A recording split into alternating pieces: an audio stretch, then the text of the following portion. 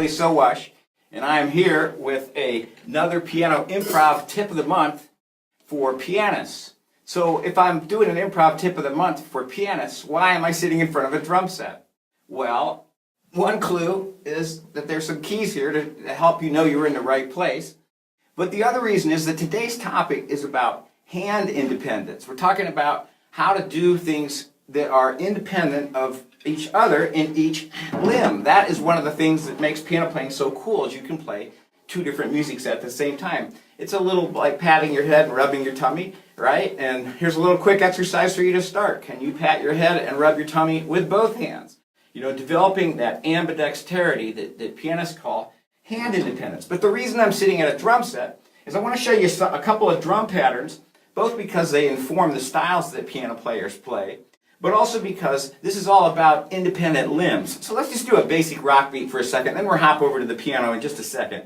So we'll start with a boom chick in the feet, boom chick, and maybe just to give that a little bit more punch, we'll do a little boom chick, boom chick. Really quite easy. No professional drummer has to do that.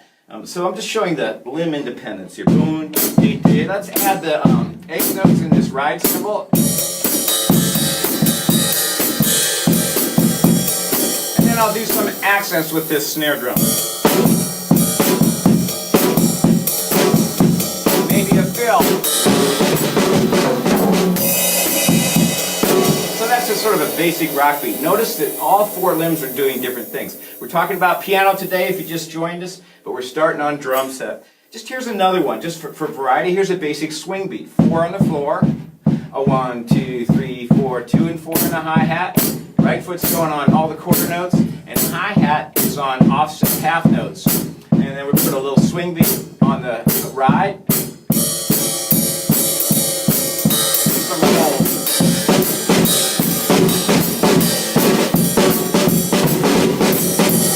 Let's go to a Latin beat, one of my favorites. So we'll put a clave here on the snare drum and keep this on 2 and 4 and do straight eights on the cymbal here. And in the foot, we're going to do on that boom, boom, boom, typical Latin bass line, but we're doing our foot. Boom, bum, bum, bum, bum, bum, bum. We're going to go to piano in a minute, and we're just starting on drum set today for those of you who are stopping by.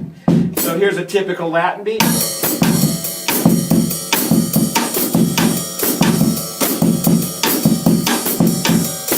Kind of a bossa nova. Let's just do one more, then I'll hop over to the piano, demonstrating patterns and limb independence, moving into hand independence in a moment. This would be a typical funk beat, and this is the kind of music we're going to be hitting in my Funky Beats course that starts next Wednesday, playing funk beats on the piano. Here, so you think about boom, boom,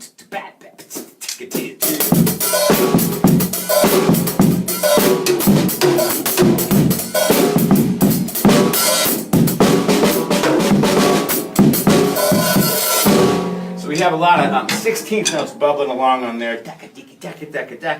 So let's talk about how to do this on the piano. So we're moving over to piano here to talk about hand independence, having started on drums. Why did I start on drums?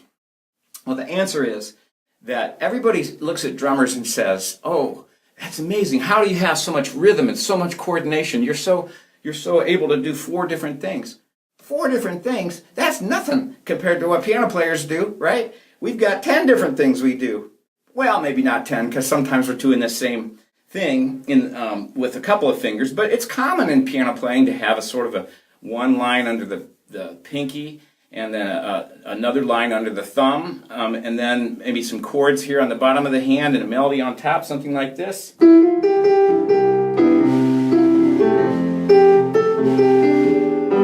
So where I'm mixing thumb and pinky, and really I'm doing 4 different things, but with lots of different fingers.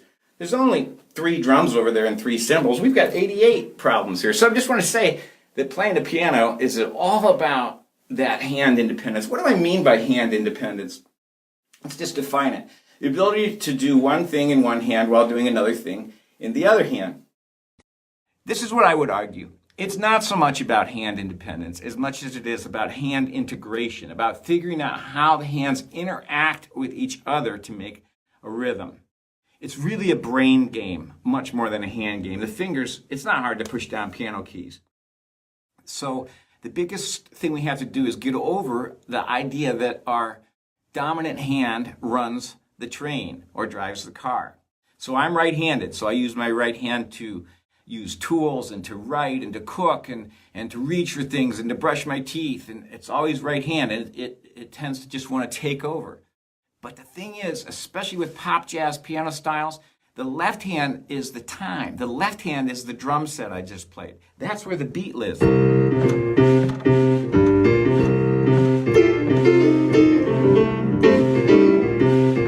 Left hand time that is so important to pop jazz, and I would argue many other styles like Baroque or Alberti bass.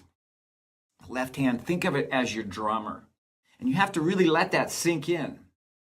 All of us would benefit to think about that actually away from the piano, to think about how the time is in that left hand. And my neighbors are used to me going on walks or jogs and doing things in the air like this, where I'm working out a bass line in one hand and being free with the right hand. So you may find that doing a little practice away from the piano will build hand independence. Maybe that's a walking bass line like this.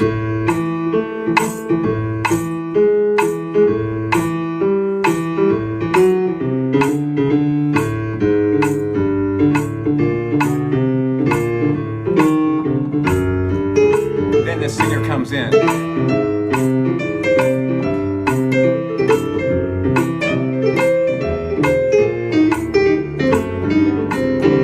Have that loose melody, that phrased melody, the way a singer will work it with rubato and phrasing, but over that solid left-hand time.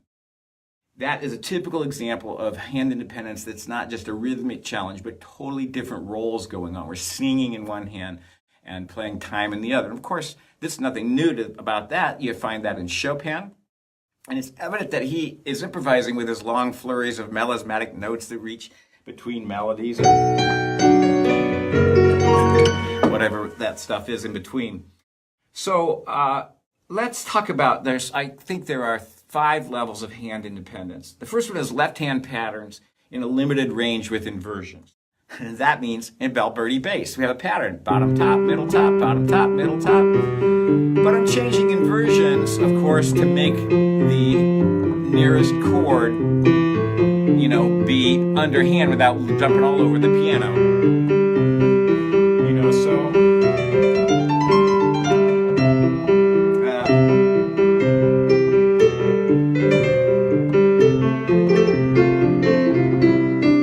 there's my little Mozart imitation.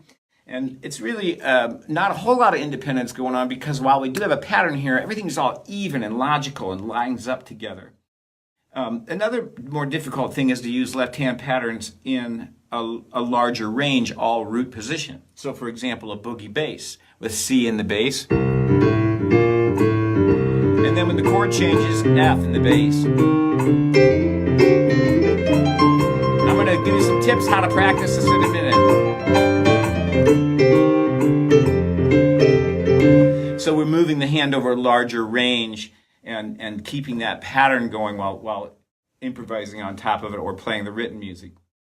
A little bit more difficult hand independent challenge is when the left hand has a syncopated pattern, such as a Latin bass, 1, 2, and 2, such a tango,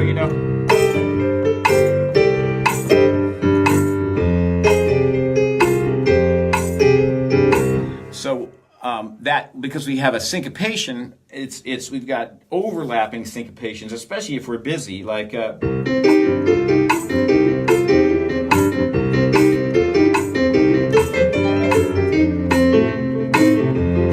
we have a syncopated left hand. I'm going to show you how to do that in a minute, and then a busy right hand.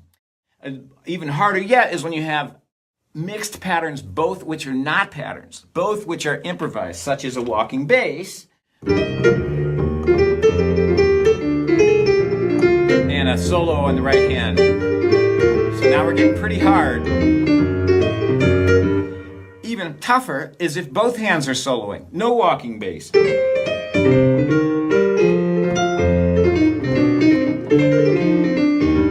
Sounds better when you have a band, but this is what Bach does, right? He's got melody in both hands,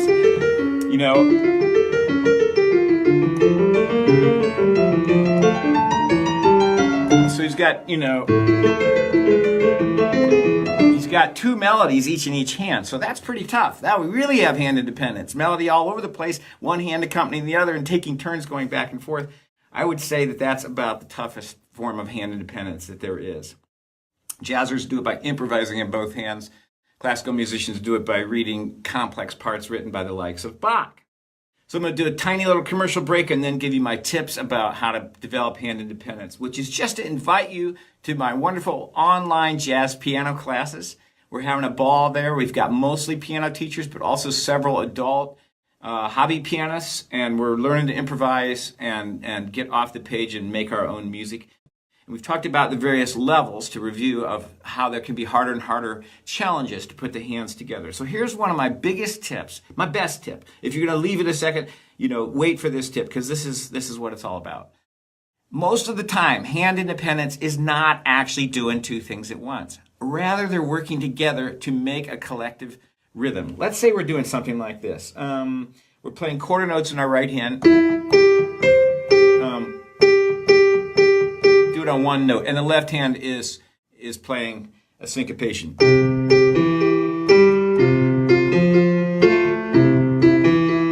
Now, a lot of people at the beginning level would find that very difficult. But it's not difficult if you understand that both hands are not playing independent parts. They're rather working together to make a collective rhythm. This is why I am not an advocate of doing too much independent handwork. You want to get things together as soon as possible, even if it's a little bit slow. Here's how I teach it. I imagine a grid. Let's say this is your right hand, this line right here, and your left hand is this line right here. I imagine a grid of the beats going by. So this is beat 1, 2, 3, 4 of the right hand, and simultaneously beats 1, 2, 3, 4 of the left hand.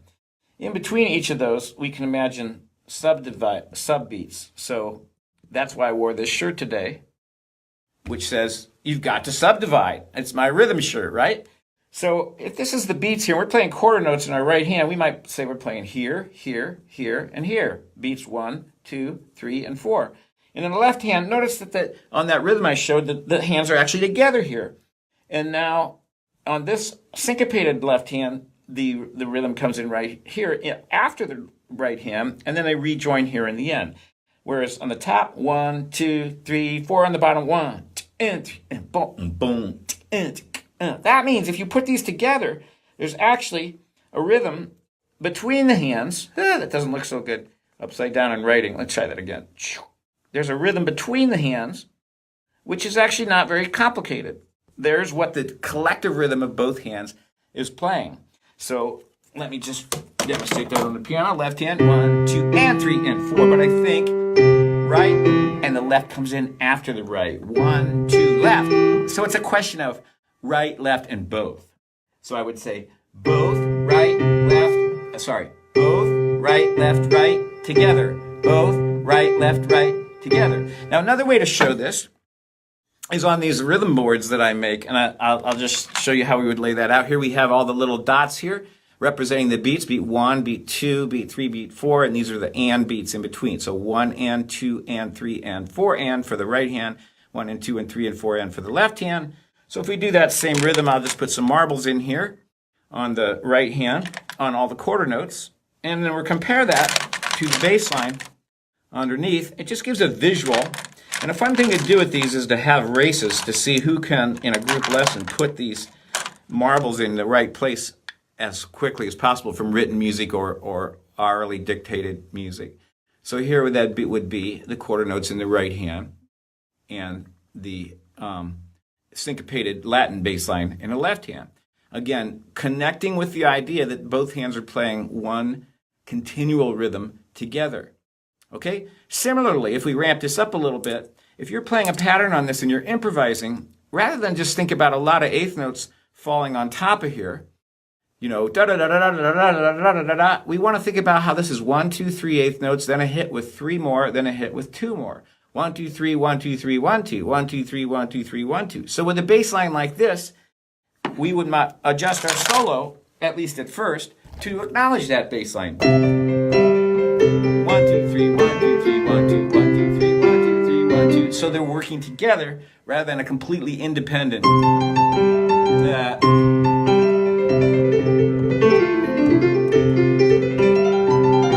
really doing different things. So you connect together. I hope that makes sense. You see how it interacts together. By the way, these rhythm boards, I make them myself, and they come just recently. I have 4/4, but I just recently did a 6/8 version with 3/8 notes and then 3/8 notes, and then I also have a 3/4 version. So those are brand new products. I didn't mean this to turn into a rhythm board commercial, but I guess it did. So let's go back to the third part of my 3-part talk today.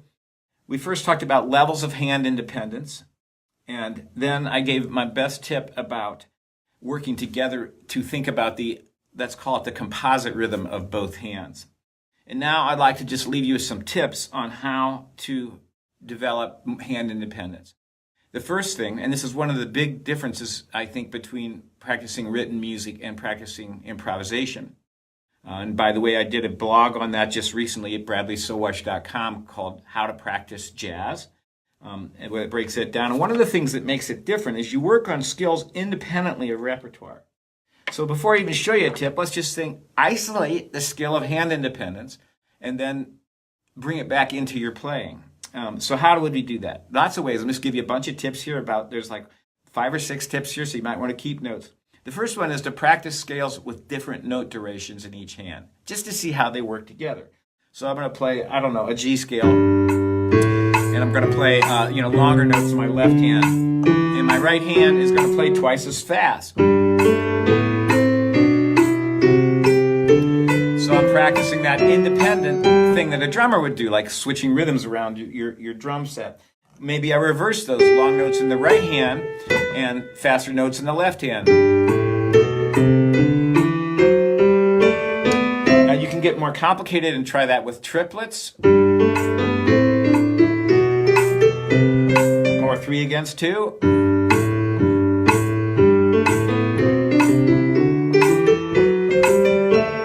So I have some foot percussion down here below you may be hearing that I'm keeping time on for your benefit. So practicing scales with different note durations at the same time forces your hands not only to be independent, but to recognize each other's rhythms, to understand the integration. Another one is to play repetitive bassline ostinatos of your choice over and over. So for example, you might just play some famous boogie ones. This one I like a lot. C, C, E, F, F sharp, G, low G. I'll do it really slow here for a minute. C, C, E, F, F sharp, G, G, G. That's a nice bass line piano players can use. Let's speed it up a little bit. So we're doing that until it's solid. So how do you do that? Talk, look around the room, read a book, get that left hand where it knows it, automatic pilot, and then we're free to put stuff over top of that independently. So you work on the ostinato over and over. At first, don't even change chords. Right away, we're playing a blues. See that we're letting the repertoire lead us. No, you want to work on the skill separately. So when you can play that, while singing "My Country 'Tis of Thee," "My country 'tis of thee, sweet land of," I'm completely independent. Then you really have an automatic pilot hand there. Then start switching chords around, and it doesn't have to be that pattern. It can be any number of patterns that you enjoy.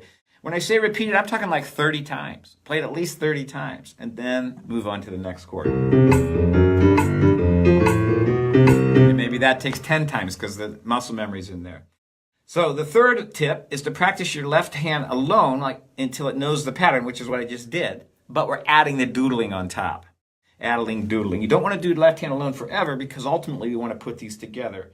Let's pick out a different bass line. Let's see. Let's take "My Girl." Oh, I got my girl.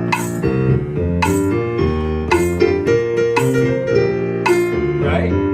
So let's noodle on that.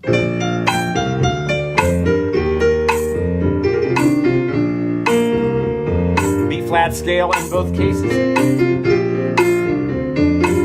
Now we have gone from a memorized bass line to noodling on top with an unset pattern. So we're really getting that freedom between the two hands. A piano player is a band. You have your rhythm section down here, and you have your singer, your sax player, your trumpet, your whatever, your electric guitar is up here, your melody instrument.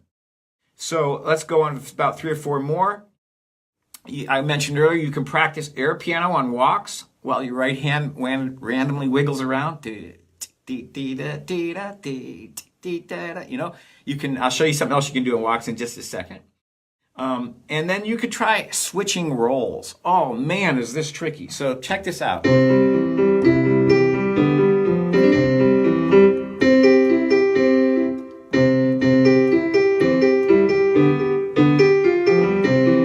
See, I can barely do it. Put the melody in your left hand and the pattern in your right hand. That's tricky.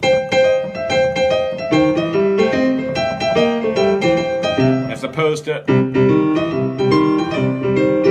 so you can, that's a really advanced way to practice your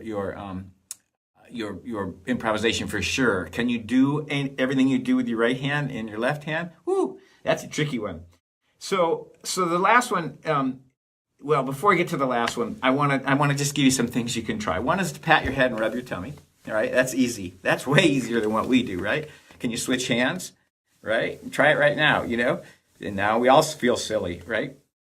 So I'm going to show you a couple more that are a little bit trickier, just to develop that brain thing. Here's what you're going to do. You're going to go point up, and then you're going to point sideways, and you're going to point down. 1, 2, 3. 1, 2, 3. Try it right now. 1, 2, 3. 1, 2, 3. Let's see which way do I have to move to be in here. Yep. Okay. So that I'm going to up with my right hand. 1, 2, 3. Up, middle, down, up, middle, down. Okay. Now put that away and let's practice the left hand. Up, down, up, down, up, down, up, down. Can you put them together?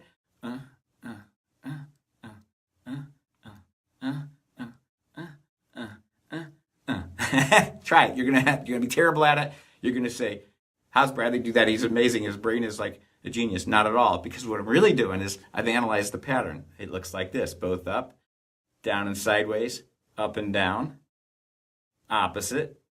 You know, so I've got a 6-part pattern and I've just memorized it, right?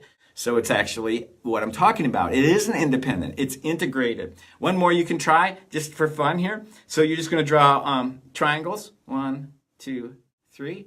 1, 2, 3. And your left hand, you're going to do squares. 1, 2, 3, 4. So let's try that. Here we go. 1, 2, 3, 4.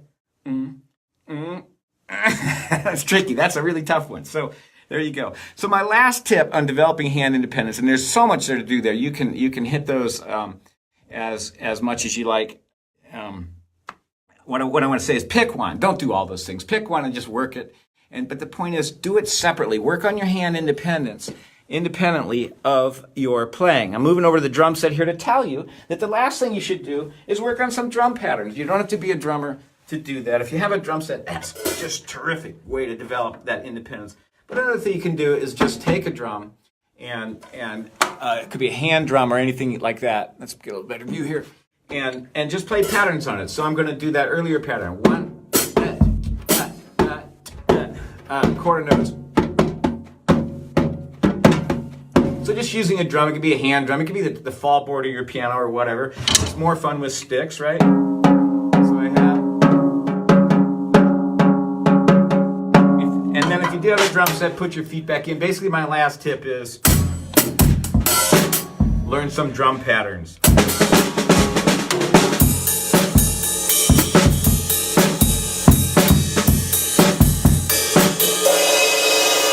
All right, until next time, enjoy your creative music making journey. And I hope to see you in a jazz piano class sometime or on a webinar. Thanks so much for letting me communicate with you this way. Bye for now.